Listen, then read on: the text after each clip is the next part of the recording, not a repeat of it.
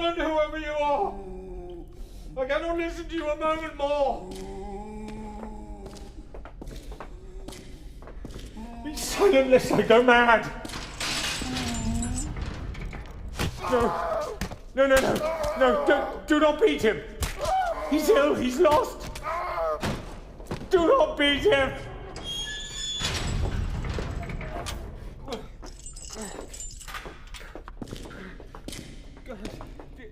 Let me empty my latrine. It has gone unempty for 3 days. The smell will kill me. Another blanket then against the cold? A book? A candle? A kiss?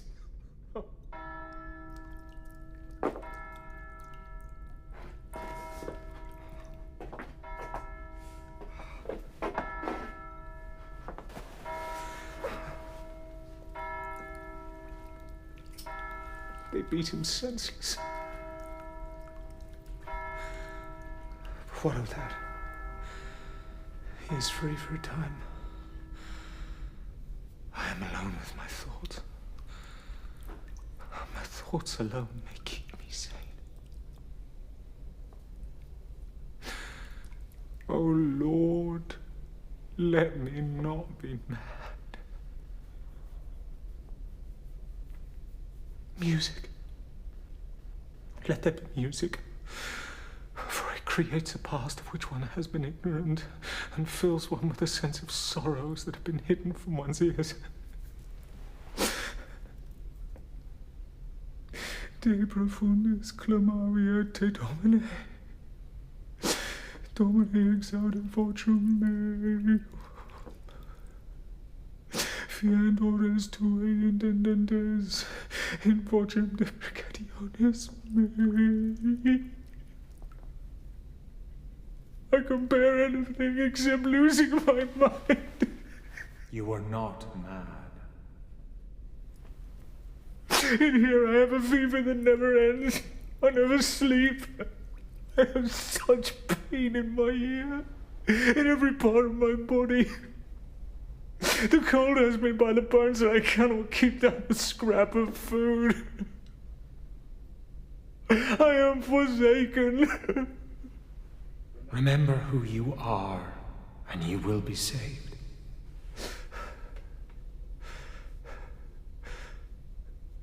Who is this? As if you do not know. You have a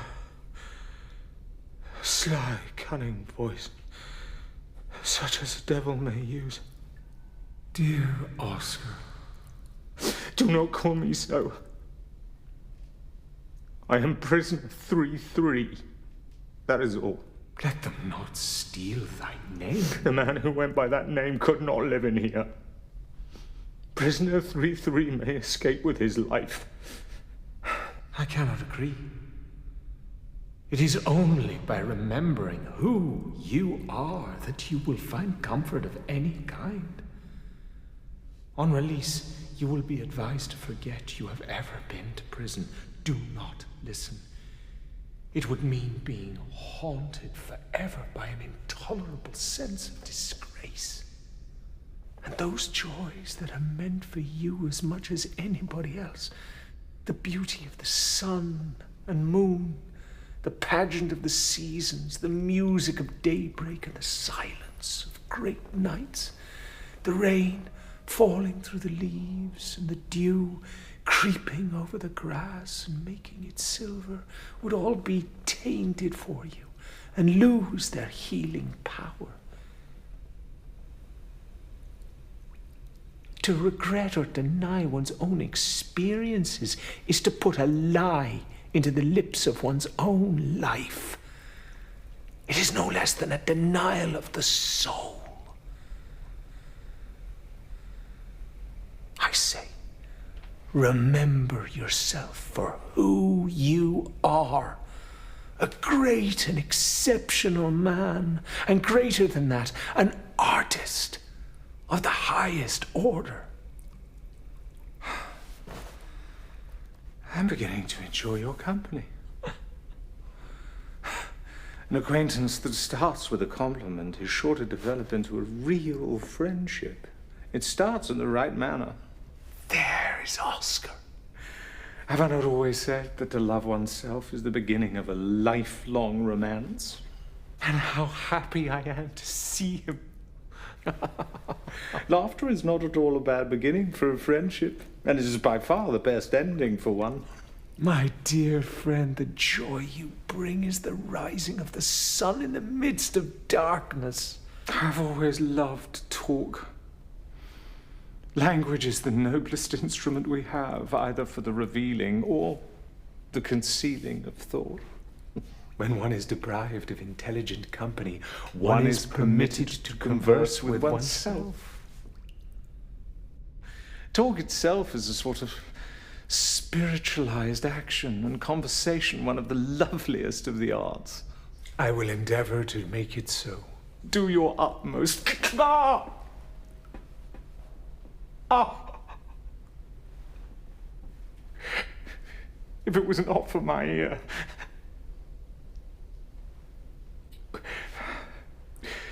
Did I tell you of my fall during chapel? I'm sure it bears repeating. I detect neither interest nor concern. Philosophy teaches us to bear with equanimity the misfortunes of others. Well, I cannot argue as you steal the words from my own rotting store. I am interested, however, in your attendance at chapel. Were you perchance occupied in prayer? Well, what of it? Despair does that to a man. God, in his infinite mercy, had me faint from illness and hunger and strike my head most painfully against his sturdy pew, hewn, no doubt, from the stoutest English oak. That was many months ago, prior to my transfer here from Wandsworth Penitentiary. The pain in my ear has never gone away. If anything, it grows worse. I've never slept a wink since the moment of my fall, hence this waking fever, which I imagine has brought you to my side. Is there no doctor here? The prison doctor has examined me on several occasions, only to declare me a malingerer who enjoys the best of health. He notes also that I have lost a great deal of weight, which is apparently of enormous benefit to my well-being and further proof of the usefulness of incarceration. Naturally, I beg to differ on both counts, except to say that I am greatly looking forward to examining my reflection in a new-made pair of trousers with a suitably neat jacket to draw attention to the miracle of a waist in a man my age. Are you really so old? I am exactly of a certain age. One must never trust a woman who tells one her real age. A woman who tells one that would tell one anything. But you are a man. In body alone. In all important aspects, I aspire most diligently to the feminine. Be serious for a moment. Oh, I'd much rather not. But the eardrum is perforated. I fear so. Is this not a civilized country? It would appear that civilization, if such a thing exists, is still a very long way off. In here, in this tomb for those who are not yet dead, I am entitled to nothing but pain and sleepless nights and the reek of my own filth. It is what they wish for me. You have given up on prayer? Quite given up. Except when I'm very low and cannot help it. And in those moments, it's a form of lunacy greater even than you and I. I've come to believe that prayer must never be answered. If it is, it ceases to be prayer and becomes correspondence. Then write a letter to the newspapers. Oh, it's a dreadful thing to have one's name in the press. And still more dreadful not to. In the old days we had the rack, now we have the press.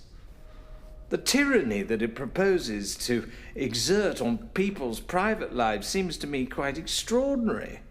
But the fact is that the public have an insatiable curiosity to know everything except what is worth knowing. Public opinion can be roused to the matter. Public opinion exists only when there are no ideas. Tell the people of your pain. Who would listen? The English public are only perfectly at ease when a mediocrity is talking to it. Besides, I have neither pen nor paper with which to write. They have been forbidden me, lest I compose a short poem or something equally dangerous. To leave you without pen and paper is to leave Michelangelo without chisel and stone. Stop it, I pray.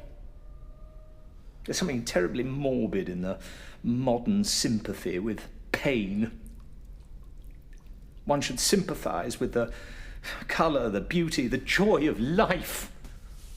The less said of life's sores, the better. And yet I pity you. Truly I do. Well, don't! Little sincerity is a dangerous thing. A great deal of it is fatal. You must appeal to the governor of the prison. I hold very little appeal to the governor of this institution. Lieutenant Colonel Isaacson is a mulberry-faced dictator, not unlike the headmaster of a public school. He's a typical Englishman, always dull and usually violent. And he possesses in abundance the inherited stupidity of the race, sound English common sense. Let it be known that the governor of Reading Jail has the eyes of a ferret, the body of an ape, and the soul of a rat. He cannot eat his breakfast until he's punished someone, and yet every night he goes home to his wife and children and is no doubt regarded far and wide as a good and honourable man. It would not surprise me to soon hear of his knighthood. It's best not to think of it. Quite so. Thinking is one of the most unhealthy things in the world. People die of it just as they die of any other disease. Fortunately, in England, at any rate, thought is not catching. Has there been nothing good in prison? I have learned some lessons. None of them of a moral kind. I now understand that starvation, and not sin, is the parent of modern crime. And I see now with perfect clarity that a community is infinitely more brutalized by the habitual employment of punishment than it is by the occasional occurrence of crime. And as for all this talk of reforming a man, I've never heard such nonsense. It is the sign of a noble nature to refuse to be broken by force. Prison has made you see things as they really are. That's why it turns one to stone. It is the people on the outside who are deceived by the illusion of life in constant motion. And yet, I have prepared my appeal. Without pen and paper, I have committed it to memory. May I hear it? With pleasure.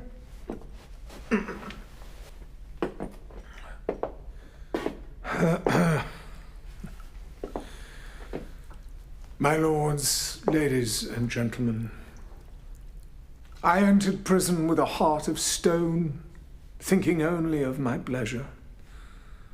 But now my heart has been broken. Pity has entered my heart. Now I understand that pity is the greatest and the most beautiful thing that there is in the world.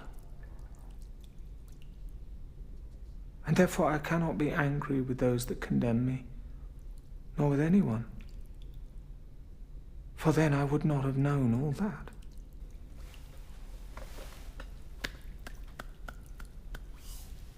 Will they believe you? Why should they not? I almost believe myself. I wish you luck. I have had so much luck in my life. I fear I may have used up my ration. Oh, if it was not for my ear. Oh, to be young again. Truly young. Oh, to get back to my youth, I would do anything. Except take exercise, get up early, and be respectable. Oh!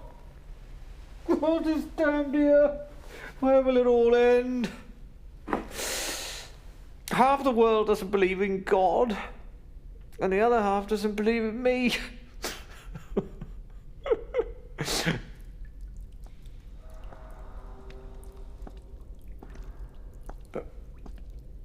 Are you here?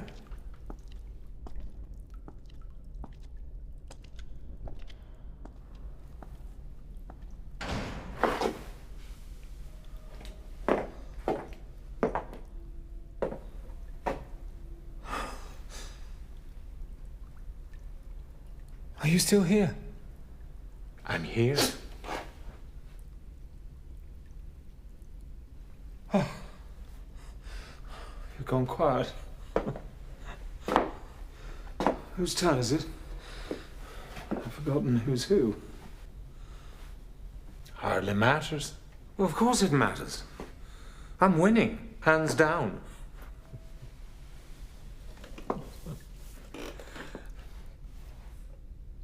What should we talk about? Art? Oh, fuck art. If only one could. You outdo your better self. We spend our days, each one of us, in looking for the secret of life. Well, the secret of life is in art. Art is an improvement on life. Good art, perhaps. Not bad. I rarely make the distinction. All bad art is the result of good intentions. A work of art is the unique result of a unique temperament. But the moment the artist takes notice of what the public wants, he ceases to be an artist and becomes a dull or amusing craftsman, an honest or dishonest tradesman. Art should never try to be popular. The public should try and make itself artistic. I never know when you're being serious. But what does it matter? As I've said, all art is useless. And nothing that really occurs is of the slightest importance. Except of being earnest. Spare me thy wit. All art is useless, you say? Quite useless. You are a man who stands in symbolic relations to the arts and culture of our age. The gods gave me almost everything. I had genius, a distinguished name, high social position, brilliancy, intellectual daring. I made art of philosophy and philosophy and art. I altered the minds of men and the color of things. There was nothing I did or said that did not make people wonder. Drama, novel, poem in rhyme, subtle or fantastic dialogue, whatever I touched, I made beautiful in a new mode of beauty. To truth itself, I gave what is false no less than what is true, and showed that the false and the true are merely forms of intellectual existence. You make me dizzy. Yes, I have that effect. I'm so clever that sometimes I don't understand a single word of what I'm saying. Is there more? Alas, yes. I treated art as the supreme reality and life as a mere form of fiction. I awoke the imagination of my century so that it created myth and legend around me. I summed up all systems in a phrase and all existence in an epigram. I'm glad to see that prison has taught you humility. What need I of humility? It would be like asking a lion not to hunt. Then I shall sing your praises. Praise makes me humble. But when I am abused, I know that I have touched the stars. Then I am silent.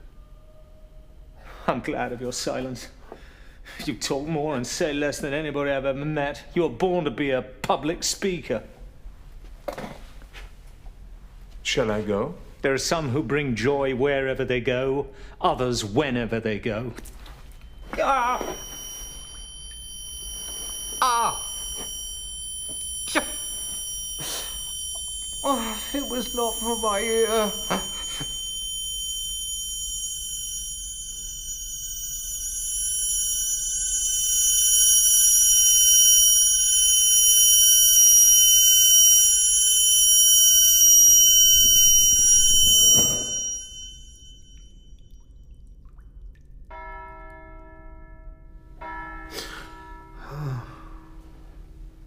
Perhaps we may talk of lighter things?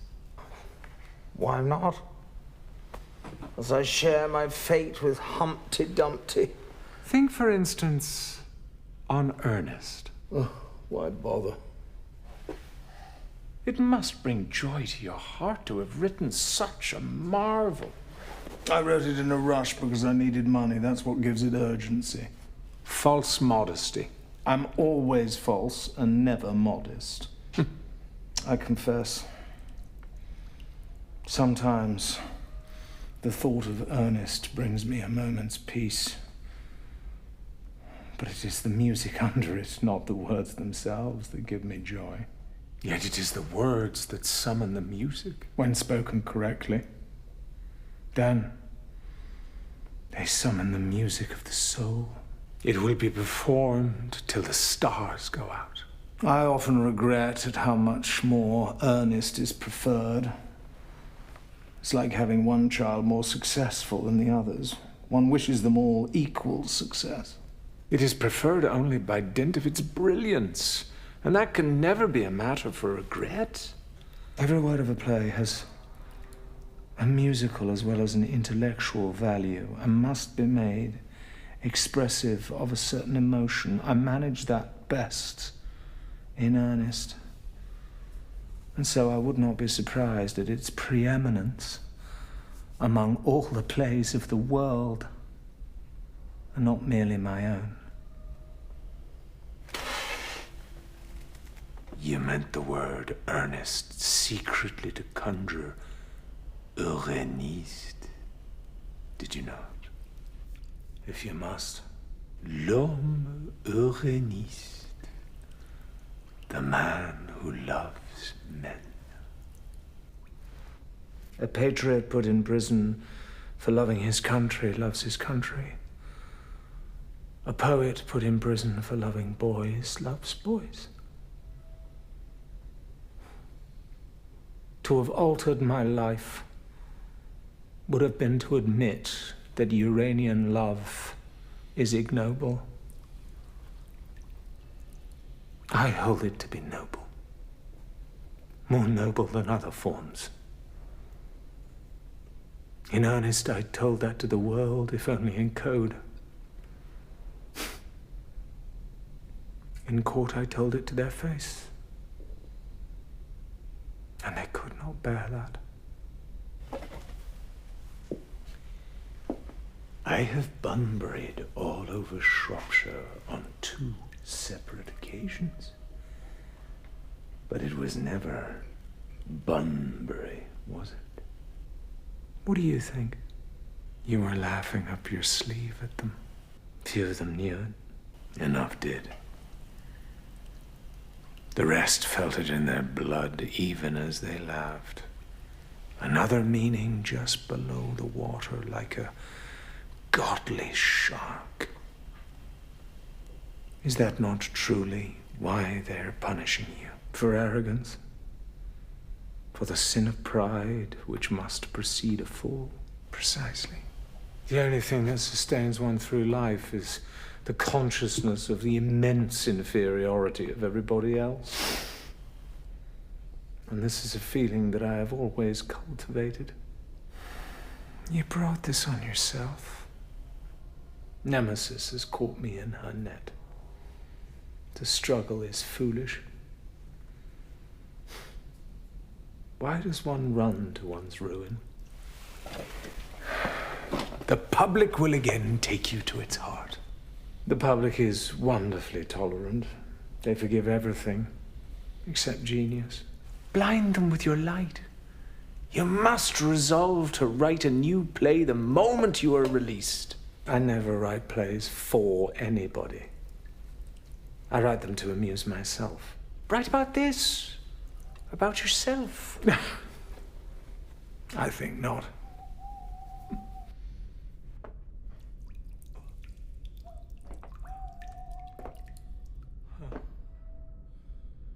It's not much of a view, I'm afraid. Indeed, there is not. Did I tell you of my travails at Clapham Junction? Countless times. One may find solace in self-pity. On the day of my transfer here from Wandsworth Jail, we missed our train and I was left handcuffed in prison clothing for the best part of an hour on the platform at Clapham Junction. I was soon recognized, and a crowd of people gathered round me, laughing and jeering. One man shouted out my name and spat at me. The others followed his example.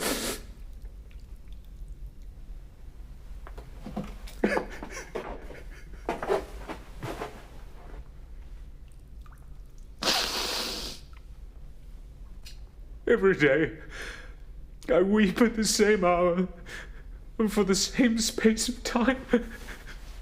The angels weep with you. A day in prison on which one does not weep is a day on which one's heart is hard, not happy. And yet, only some days ago, a fellow prisoner spoke to me. On our daily walk, our fool's parade, as I call it. We are forbidden from speaking on pain of a beating, and yet he found the courage to whisper to me as I passed by. What did he say? I pity you as a great and famous man because you must be suffering more than we. I pity you.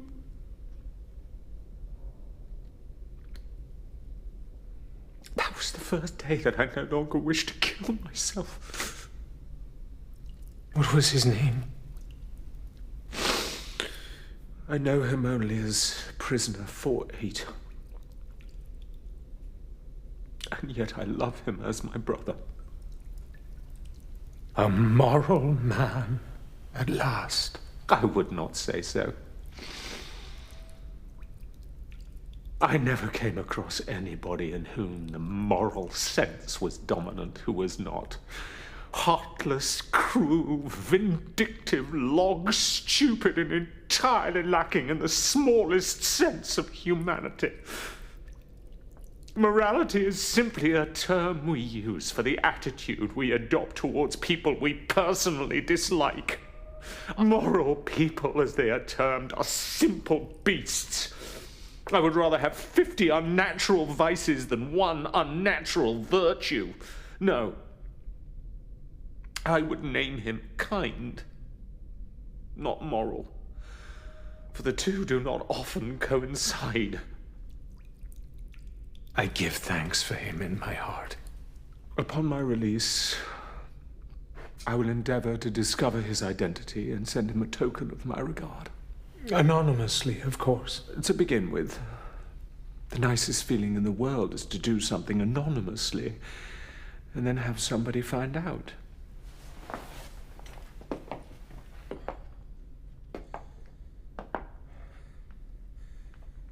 The jailer in charge of this floor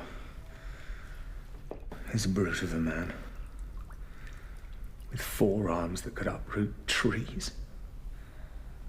It is clear from his manner that he dislikes me intensely, or at least as much as he dislikes himself.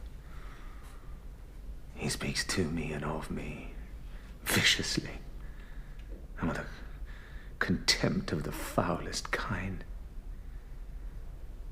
Yet I've taught myself to take pleasure in his cruelty.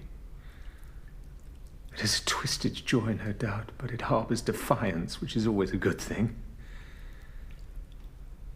I take delight in the pain they sent to crush me.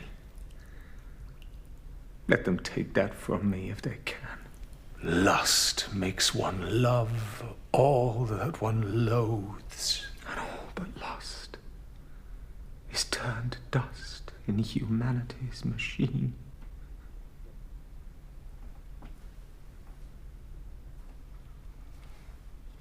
Oh, my poor, dear, noble wife, to whom I have brought such pain. And my children, my lovely children, how will they live their lives in my tainted shadow? Oh, God, let them live.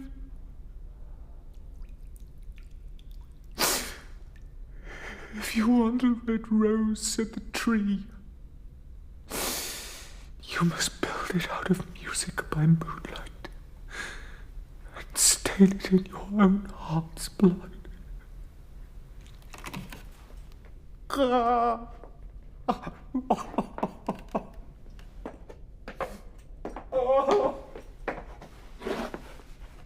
Oh, if it was not for my ear.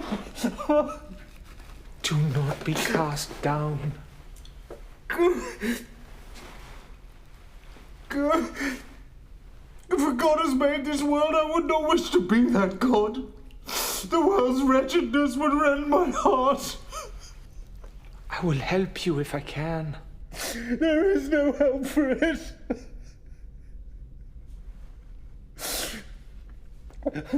In Dublin's she died of a fever, and no one could save her. And that was the end of sweet Molly Malone.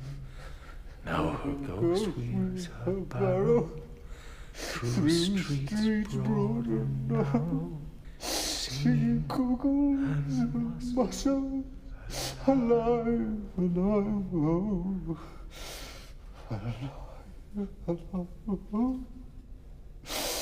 alive, alive, oh.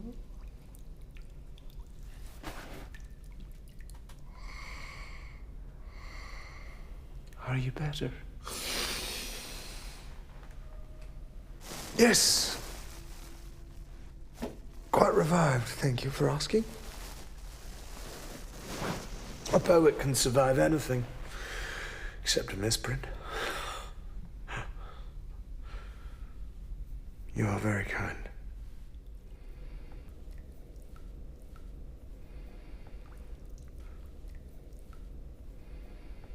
This is a grim room. It lacks a woman's touch. My wife would have it heaven in a moment, with flowers in every corner. Constance has a wonderful style and grace. And she's kept her looks, you know, which is quite an achievement. 20 years of romance makes a woman look like a ruin, but 20 years of marriage makes her look like a public building. She's a fine woman who will not desert you. Constance is no wilting rose, let it be said, though she is seen as such by those who do not know her. She is my match in intelligence and candor, and my superior in every other way. Her childhood was far from easy. Her mother was wild and often given to violence. If Constance ever talked back, her mother would take her by the hair and hit her head against the nearest wall. But what fire does not destroy, it hardens. Such an upbringing, I believe, may have prepared her well for marriage to me. Not that I ever struck her. I did her far worse injuries.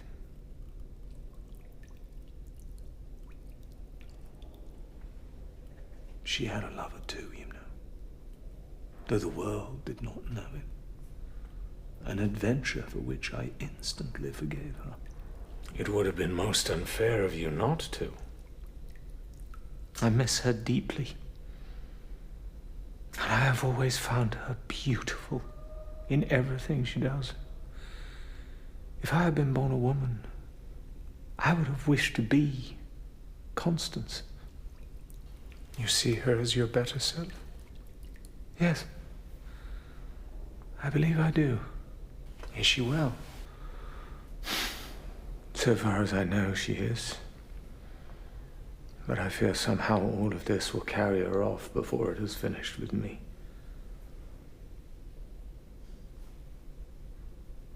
I have brought her great sorrow. And were she here now, I would not be able to look her in the eye. And what of your friends? Poor Oscar, I hear them say, quite beside themselves with joy. I'm sure you are wrong. You know I'm right. And your one true love?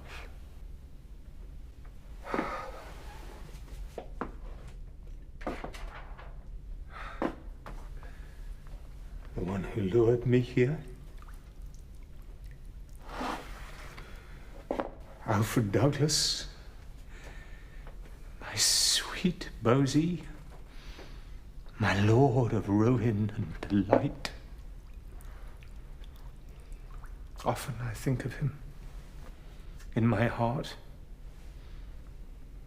Every love, I tell him, has its tragedy. And now ours has too. But to have known and loved you with such profound devotion, to have had you for a part of my life, the only part I now consider beautiful, is enough for me. My sweet rose, I call him. My delicate flower, my lily of lilies. You feel it too. I do. With the force of a hammer and with the weight that crushes me. I have the soul of a man who weeps in hell and yet carries heaven in his heart. My sweet rose, when first I was imprisoned, my love for you remained pure. In prison I vowed, I will test the power of love, make this bitter water sweet by the intensity of my love I bear you.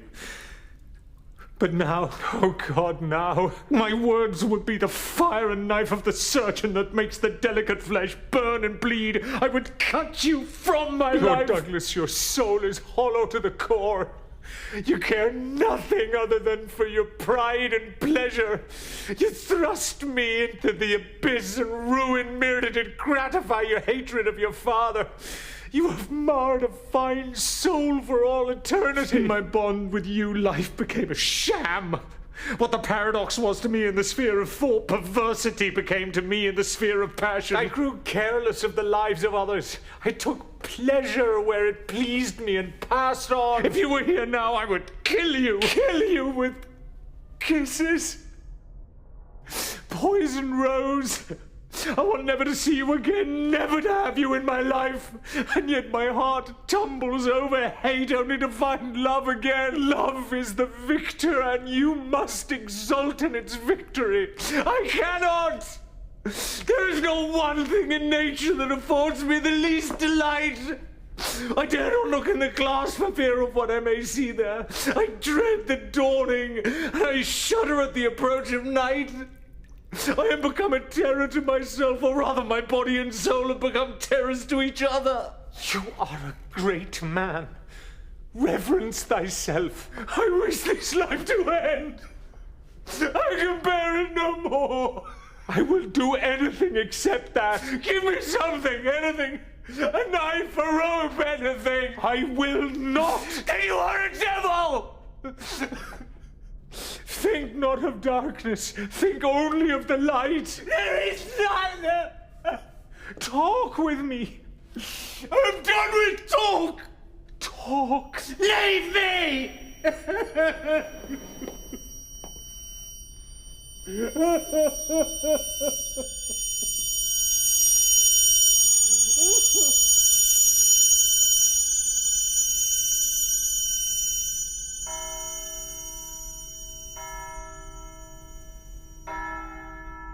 I am of a sudden newly indignant.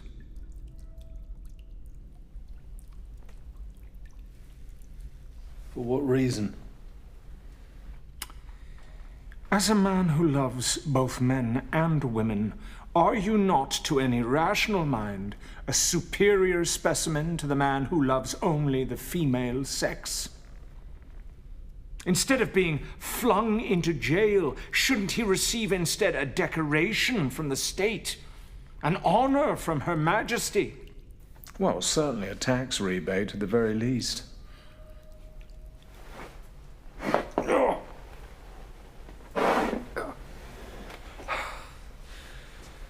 I long to eat of the fruit of all the trees in the garden. And yet I fear women. I must confess it. You fear their power? No. I fear their pity. All men are the same, and would do well to admit it. Men want to be a woman's first love. Women want to be a man's last romance. I have always loved my wife. My children, too. See the misery it has wrought. If you love both men and women, do you love your country, too? Which one? I am Irish, first and foremost and through. I love Ireland with the innocence of a child. But I am married to England. Is the marriage beyond repair? Entirely. For I have come to detest England. I have given her love, loyalty, fun, poetry, children, and she has given me this. But it is the schools of England I detest most of all. The schools? Why so? The English do not believe in education unless it recruits children at a very young age to the view that there are those and there are such as those. Is there no cure for this disease? Discontent! There is your cure. It is the first step in the progress of a man or a nation. And disobedience! In the eyes of anyone who has read history, disobedience is man's original virtue. It is through disobedience that progress has been made, through disobedience and through rebellion. In England, we have democracy. High hopes were once formed of democracy, but democracy means simply the bludgeoning of the people, by the people, for the people. Change must come. Private property will be abolished. Then we will have true, beautiful, healthy individualism. Nobody will waste their life in accumulating things and the symbols for things. One will live, and to live is the rarest thing in the world. Change will come. Be sure of it. We cannot keep on living like this. Governed by fools who think only of wealth and of war and the size of their estates. There is only one class that thinks about money more than the rich, and that is the poor. The poor can think of nothing else. That is the misery of being poor. We are often told that the poor are grateful for charity. Some of them are, no doubt. But the best among the poor are never grateful. They are ungrateful, discontented and disobedient and rebellious, and they are quite right to do so. Such a thank you will put an end to charity. Well, why should the poor be grateful for the crumbs that fall from the rich man's table? They should be seated at the board, and they are beginning to know it. Have a care. Speaking of such notions is liable to get you locked up. An idea that is not dangerous is unworthy of being called an idea at all. A socialist, no less. I had no idea. Shh. They keep it secret, lest I start a frenzy. And yet, you belong to the idle classes, do you not? Most assuredly.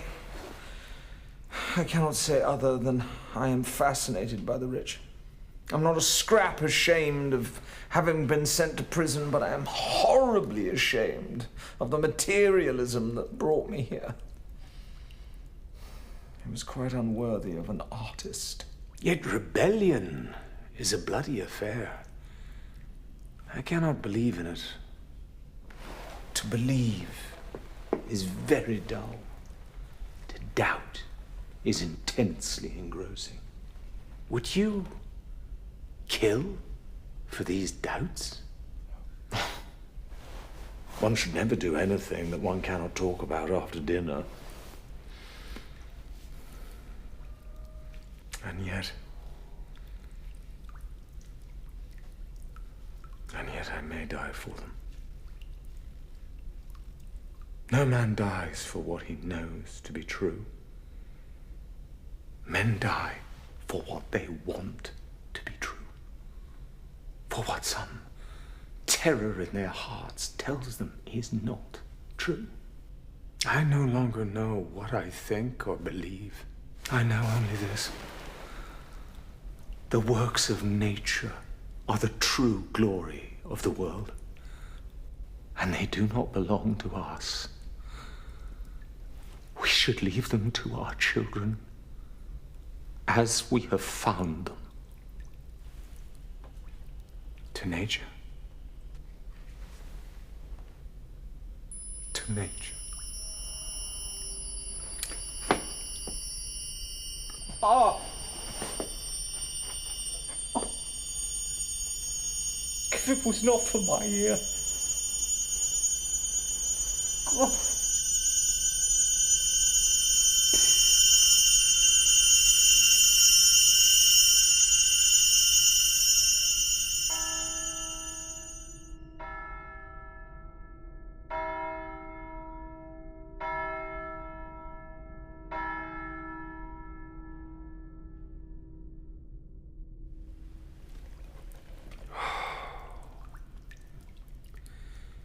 It's a cold night.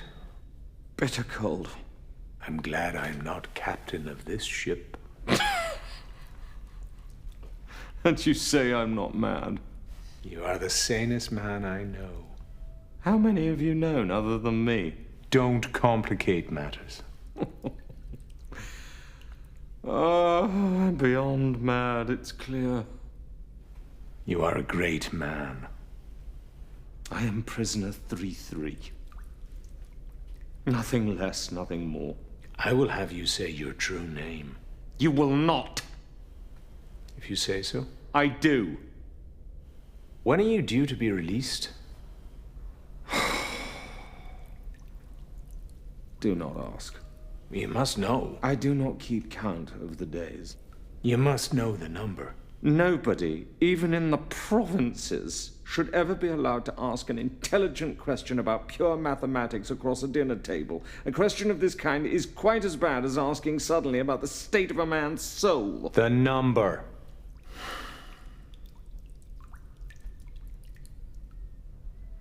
It is now the third week in March in the year 1896. In the last week of May next year, it will be the end of my 2-year sentence. It's not so long. It's an eternity. Let us think of where you will go when you are free. Oh, will the day ever come? It will come. Perhaps you will remain in England. Never. Poor little England must be left to the English, and much good will she find in them. America, then. They're fond of you there. Certainly they applauded me once in Arkansas. But America has never quite forgiven Europe for having been discovered somewhat earlier than itself. And not Switzerland, I think. With its ugly, big mountains, all black and white. Like an enormous photograph. Besides, I have very little money. Wherever I go, I fear I will be dying beyond my means. Italy. Perhaps Belgium, France, Germany? All of those are possible, where there exists at least the possibility of a civilized life. I have a feeling it will be France. The great superiority of France over England is that in France every bourgeois wants to be an artist, whereas in England every artist wants to be a bourgeois. And Paris is a city of light. An artist may die there, don't you think? Nonsense! An artist may live in Paris. Live! Life's aim, if it has one, is simply to be always looking for temptations. There are not nearly enough of them. I sometimes pass a whole day without coming across a single one. It's quite dreadful. It makes one so nervous about the future. Think on this. On freedom, your very first step must be to the tailor's. A heavenly thought. Then ascend to it with joy. I will have an ulster and a blue serge suit from Doré, a brown derby hat from Heath's at Albertgate, a dozen white handkerchiefs and a dozen more with coloured borders, dark blue neckties with white spots, half a dozen pairs of socks with all the colours of the summer, ankle boots of the softest leather, shirts of the finest linen, good French soap from Pritchard's of St. James, and a fine scent, preferably Canterbury wood violet, and hair tonic that goes by the name of Cocoa Maricopas, as it hides the grey in my hair, the grey in my soul. You shall be entirely cleansed of the stain and soil of prison life, and I shall sail for France, where I will sleep at last, and wake in the morning in a little apartment with some books around you and some papers and pens, so that you may write.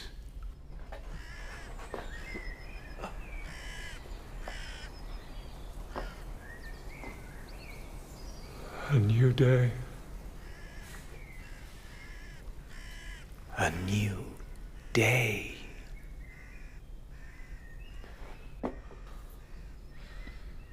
One can live for years sometimes without living at all. And then all life comes crowding into a single hour. Thank you, my friend.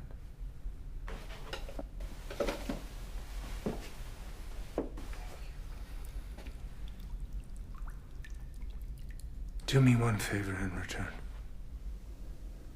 What is that? Tell me thy name. You know it well enough. I wish you to speak it. Prisoner 33. Thy true name. Prisoner 33. Thy name. Prisoner 33. Thy name.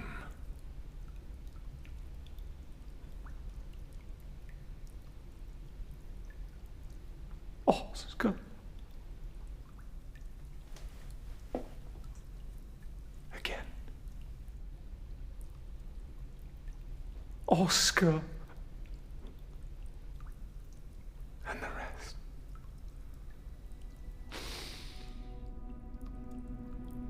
Oscar. Fingal O'Flaherty. Wills Wilde. Husband and father, man of Ireland, lover of men and lover of women, poet and dreamer, a decent man, to the best and last of my strength.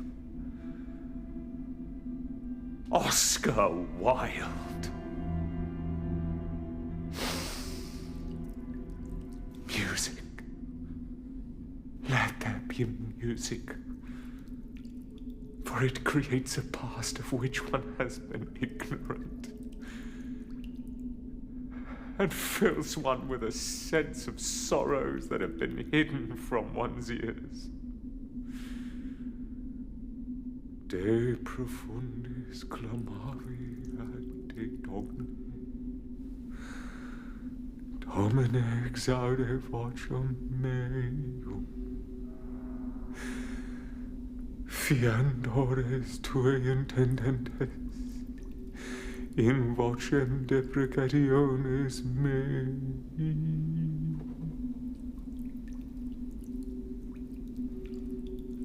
Ha, ha. Ah!